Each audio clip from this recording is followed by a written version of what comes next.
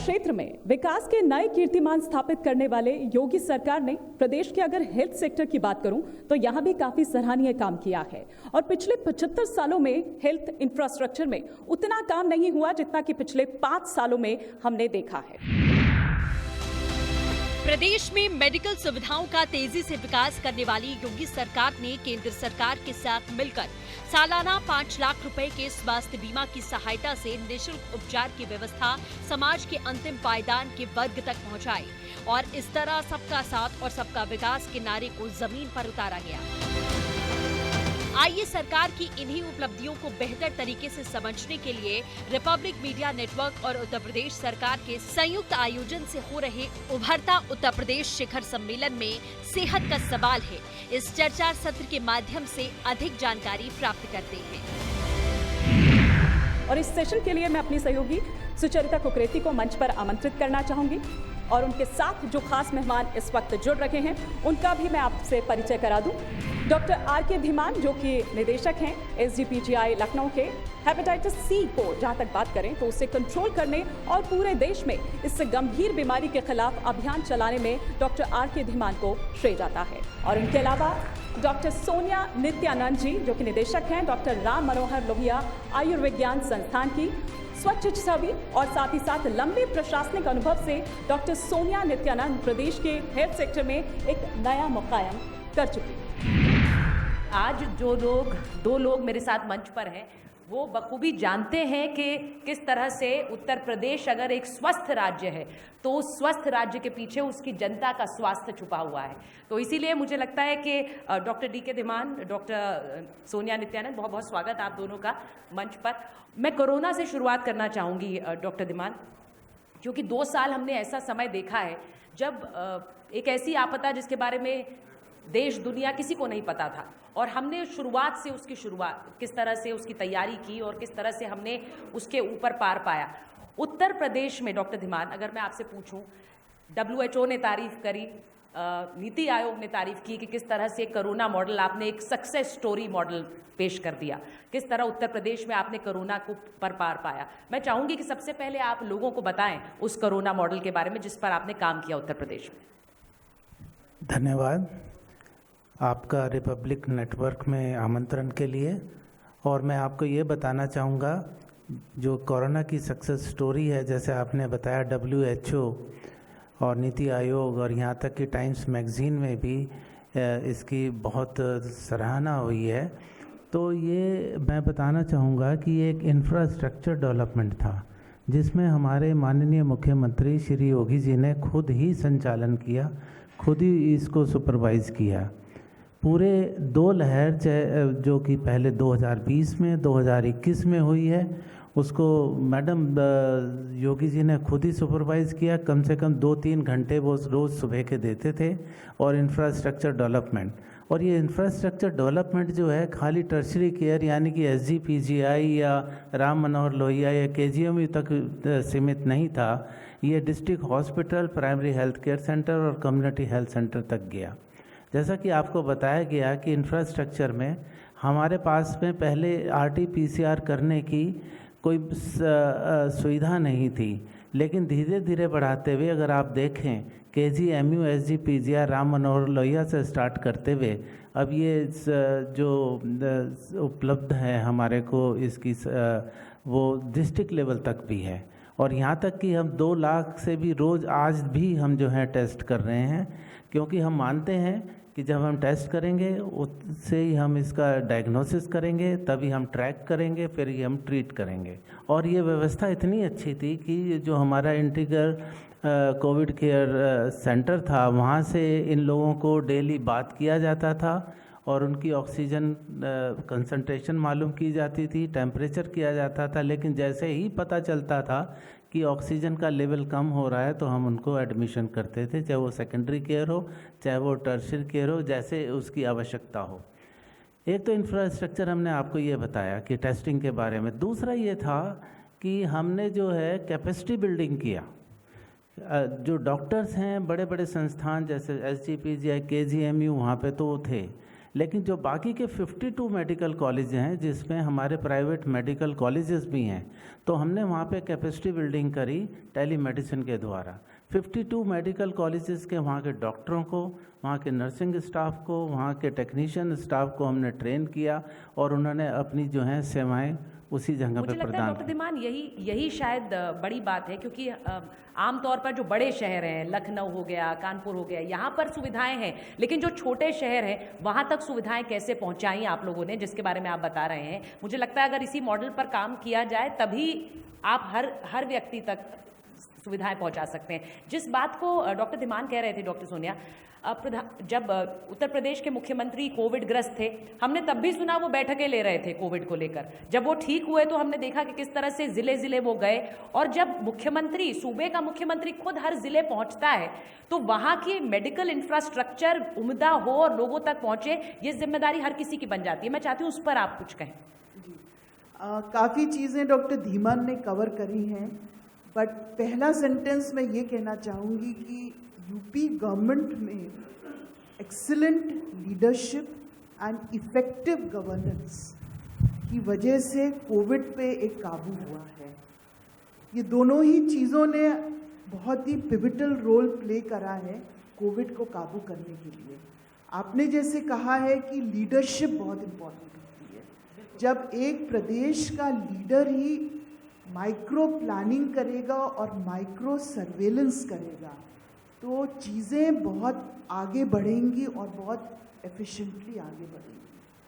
Same चीज़ effective governance में आप अगर ऐसे सिस्टम्स इस्टेब्लिश करोगे जो ऑटोमेटिकली इफ़ेक्टिव होंगे, that is what is good governance, कि जो आप ऐसे सिस्टम्स इस्टेब्लिश करिए जो बहुत इफ़ेक्टिव होंगे, तो अपने आप जो भी आपका लक्ष्य है वो पूरा हो जाएगा। और जैसे डॉक्टर धीमान ने ऑलरेडी हाईलाइट करा है कि नॉट ओनली जो टर्शरी केयर इंस्टीट्यूट्स हैं या मेडिकल कॉलेजेस हैं उनका रोल रहा है कोविड को काबू करने में, बट साथ साथ कुछ यूनिक गवर्नमेंट के विजन रही है जिसकी वजह से कोविड पे काबू आई है। बिकॉज उत्तर प्रदेश एक बहुत ही डेंसली पॉपुलेटेड स्टेट है और यहाँ पर इतना स्ट्रॉन्ग हेल्थ इंफ्रास्ट्रक्चर नहीं था, और कोविड यहाँ पे एक हैवॉक बहुत ज़्यादा फैल सकता था, पर इसमें इन्होंने एक कम्युनिटी को पूरा इन्वॉल्व करा है और पूरे कम्युनिटी के इन्वॉल्वमेंट से 2 मेंबर टीम्स गई हैं, घर घर गई हैं, उन्होंने वहाँ पे प्रचार करा है कि कैसे कंट्रोल करा जा सकता है कोविड, क्या अच्छी प्रैक्टिसेस हैं, क्या अर्ली सिम्टम्स हैं कि आदमी रिपोर्ट करे और कैसे उनके कॉन्टैक्ट्स को ट्रेस करा जाए। तो ये जो तरीका था काम करने का, it was whole of the government and whole of the community which has led to the success of the COVID being controlled in the state of Uttar Pradesh. और जैसे आप खुद ही हाईलाइट कर रही हैं, लीडरशिप का इसमें बहुत इंपॉर्टेंट रोल है। मैं आप दोनों से सवाल पूछूंगी। हम लोग सुनते रहे हैं कि योगी जी ने टीम 9 का गठन किया, टीम 11 का गठन किया, और ये सब कोविड के समय किया, तो उनका हिस्सा आप लोग भी थे। मुझे ज़रा बताइए वो एक्सपीरियंस मुझे बताइए, और ये टीम्स क्या कर रही थी? जो मॉर्निंग का जो सुपरविजन होता था पूरे प्रदेश का कोविड के मामले में, उसको गठन किया गया था टीम 11 के लिए। आप देखें 9:30 बजे स्टार्ट हो जाती थी, 11:30-12 बजे तक चलती थी। एक एक चीज़ की कितने लास्ट टेस्ट हुए हैं, रोज ये बैठकें होती थी, ये डेली बेसिस पे इंक्लूड रिपोर्ट्स दे रहे थे। हम उसमें कई बार जाते थे, लेकिन जो सरकार का खुद का हिस्सा था वो उसमें रहते थे, तो हमको बुलाया जाता था और हमसे पूछा जाता था कि कैसा संस्थान चल रहा है, पहले यूपी में टेस्टिंग कैसे हो रही है, ये सारी चीज़ें हम बताते थे। जैसे कि डेल्टा वेव आई थी तो हमने पूरा प्रेजेंटेशन दिया था कि इसके इम्प्लीकेशंस क्या हो सकते हैं, पूरे के पूरे प्रदेश पे क्या हो सकते हैं, तो हमने बताया। तो हमारे सामने बहुत सारे चैलेंजेस आए, और जिसमें मैं कहूँगा कि ये टीम 11 और टीम 9 का बहुत ही महत्वपूर्ण योगदान रहा, क्योंकि जब भी हम कोई चीज़ उसमें देखते थे कि कमी है, खासकर इंफ्रास्ट्रक्चर में देखते थे, आपको हम बताएं कि योगी जी ने एक बार जो है जो पीसीआर की मशीन्स होती हैं अपना प्राइवेट प्लेन भेज के पुणे से वहाँ से मंगवाई गई थी और फिर हमारे जितने भी संस्थान हैं उसमें उनको डिस्ट्रीब्यूट किया गया था। तो एक बहुत ही बड़ा एग्जाम्पल था और I would say within 24 hours ये सारी चीज़ें हो गई हैं। तो इंफ्रास्ट्रक्चर में कभी भी कमी नहीं आने रही। यह योगदान मैं आपको एग्जाम्पल दिया है टीम 11 का, और हमने बहुत चीज़ें सीखी हैं और उसको हम इसमें आने वाली तीसरी लहर में भी उससे बचने के लिए कि हम बिल्कुल तैयार रहें, प्रिपेयर्ड रहें थर्ड वेव के लिए। जैसे कि मैं बताना चाहूँगा कि ये था कि शायद बच्चे इसमें ज़्यादा इन्वॉल्व हों, तो हम लोगों ने डिस्ट्रिक्ट लेवल पे पीकू यानी कि paediatric intensive care unit, Neeku यानी कि नियोनेटल इंटेंसिव केयर यूनिट, उनका सब जगह निर्माण किया है। और हमने यहाँ तक कि कौन सी मेडिसिन जैसे आईवी इम्यूनोग्लोबुलिन की ज़रूरत पड़ती है, कितनी ज़रूरत पड़ेगी, तो उसकी भी हमने ख़रीद के अभी रखी हुई हैं। यानी कि हम लोग जिसको कहना चाहिए जो हमारे चैलेंजेस थे, जो हमने सीखा, जो टीम 11 के दौरान डिस्कशन हुए, now we are prepared even for the third wave, Omicron wave. ये मैं इस पर आती। डॉक्टर सोनिया, एक भी टेस्ट लैब नहीं था उत्तर प्रदेश में, यह हकीकत है, और उसके बाद आज 4 लाख टेस्ट रोजाना किए जा सकते हैं। ये भी एक यथार्थ है। ये करके दिखाया उत्तर प्रदेश ने। अब ये बताइए कि ओमाइक्रॉन को लेकर जो एक डर है लोगों के मन में, ये हेल्थ इंफ्रास्ट्रक्चर उत्तर प्रदेश में कितना विकसित हो चुका है कि अगर एक तीसरी लहर आती है, जो डॉक्टर धीमान कह रहे हैं, तो उस पर पार पाने में पूरी तरह से राज्य तैयार है। मैंने ये भी देखा कि 12 पहले मेडिकल कॉलेजेस थे, वो भी अब 33 नए बने 2017 के बाद। ये दिखाता है कि गंभीरता कितनी है स्वास्थ्य सेवाओं को लेकर। जी, तो ये बिल्कुल सत्य है कि सेकेंड वेव थोड़ा सा हम लोग को अनअवेयर पकड़ी गई है, बट उसमें द हेल्थ इंफ्रास्ट्रक्चर जो इस्टेब्लिश हुआ है, from tertiary care medical institutes to medical colleges to district hospitals to PHCs, ये हम लोग कह सकते हैं एक काफ़ी श्योरिटी के साथ कि अब स्टेट में जो थर्ड वेव आएगी और अगर आती है तो उसके लिए पूरी तैयारी है। और अगर ओमिक्रॉन आता है, थर्ड वेव आती है, तो अब हमारा इतना अच्छा हेल्थ इंफ्रास्ट्रक्चर इस्टेब्लिश है टर्शरी केयर से लेके प्राइमरी लेवल तक कि उसका सामना करने में परेशानी नहीं होगी। चाहे वो बेड्स हों, ICU HDU बेड्स, चाहे वो ऑक्सीजन सप्लाई हो। सारे हॉस्पिटल्स में ऑक्सीजन जनरेशन प्लांट्स भी लगाए गए हैं, इवन छोटे छोटे हॉस्पिटल्स में। सो अब कमी नहीं होगी ऑक्सीजन की। तो इंफ्रास्ट्रक्चर बहुत ही, जिसे कहते हैं, फॉरवर्ड एक लीप लिया है हेल्थ इंफ्रास्ट्रक्चर ने for facing the Covid and other problems which may come later even in this आप कभी नहीं कह सकते और माइक्रोबियल डिजीजेस नहीं आएंगी। आप लोगों ने उत्तर प्रदेश में यहाँ 17 करोड़ से ज़्यादा वैक्सीन आप लोग लगा चुके हैं, यानी चुनौतियाँ बहुत रही लेकिन आपने उन पर पार पाया है। ये जो दिशा में अब, क्योंकि हम उत्तर प्रदेश का देखते हैं कि किस तरह से बाकी भी यूपी मॉडल को एक अपना रहे हैं, तो ये चुनौतियाँ रही, लेकिन आपको लगता है अब जब आप देखते हैं रिट्रोस्पेक्ट कि आपने जो दिशा अपनाई वो सही अपनाई? आप बिल्कुल सही कह रहे हैं, जो दिशा अपनाई बिल्कुल सही अपनाई, और जो हमारा जो एक्सपीरियंस रहा, जो हमने सीखा है, आपने बिल्कुल सत्य कहा। और मैं मानता हूँ कि ये अब समय आ गया है उसको रेप्लिकेट करने का, चाहे वो ऑक्सीजन की बात ही क्यों ना हो। मैं ऑक्सीजन का ये ले रहा हूँ कि डॉक्टर सोनिया ने उसको छेड़ा। हमारे यहाँ सिर्फ एक प्लांट था 20,000 लीटर्स का, और जैसे ही 372 बेड का हमने ICU और HDU वाला टर्शरी केयर सेंटर शुरू किया तो वो कम पड़ने लगा। आपको बताते हुए मेरे को हर्ष होगा कि 3 दिन में हमने 20,000 लीटर का एक और खड़ा कर दिया, जिसकी काफ़ी सराहना हुई। और उसके अलावा अभी हमारे पास 2 ऑक्सीजन प्लांट हैं, और ये खाली जो है SGPCI की नहीं है, ये पूरे उत्तर प्रदेश में है। कहने का मतलब ये है कि ऑक्सीजन का अब कोई कमी नहीं नज़र आती है। और जो बेसिक इंफ्रास्ट्रक्चर है, जैसे मैंने आपको बताया ICU केयर्स वगैरह का भी, और हमने तो यहाँ तक कि जा के और मेडिकल कॉलेज के ICU में वहाँ के डॉक्टर्स को प्रिपेयर किया है, वहाँ के एनेस्थेसिस्ट को प्रिपेयर किया। मेरे कहने का मतलब ये है कि अब रेप्लिकेशन वाली स्टेज आ गई है कि जो हमने सीखा है उसको रेप्लिकेट करना चाहूँगा। यहाँ पे एक बात मैं और बताना चाहूँगा कि जो हमको पता चला है कि एक महसूस किया है कमी कि जैसे आईसीयू केयर जो है लखनऊ में ज़्यादा होती थी, तो कोई भी सिक पेशेंट आगरा में हुआ, मेरठ में हुआ, तो उसको एम्बुलेंस से आपको ट्रांसफ़र करते थे। लेकिन अब हमने क्या किया है, सरकार ने खुद ही किया है कि हम आईसीयू के 200 bed across all medical colleges में खोले जाएं। जो पुराने थे जैसे प्रयागराज है, आगरा है, कानपुर है, झांसी है और मेरठ है, इनमें समय 20-20 बेड, गोरखपुर में 40 और संस्थान में 60 बेड। और हब और स्पोक मॉडल पे हम यहाँ से बैठे बैठे बाकी के आईसीयू में देख सकते हैं कि मरीज़ को क्या प्रॉब्लम है, उसका फ्लूइड क्या चल रहा है, उसकी ड्रग्स क्या चल रही हैं, उसकी वेंटिलेटरी सेटिंग्स क्या हैं।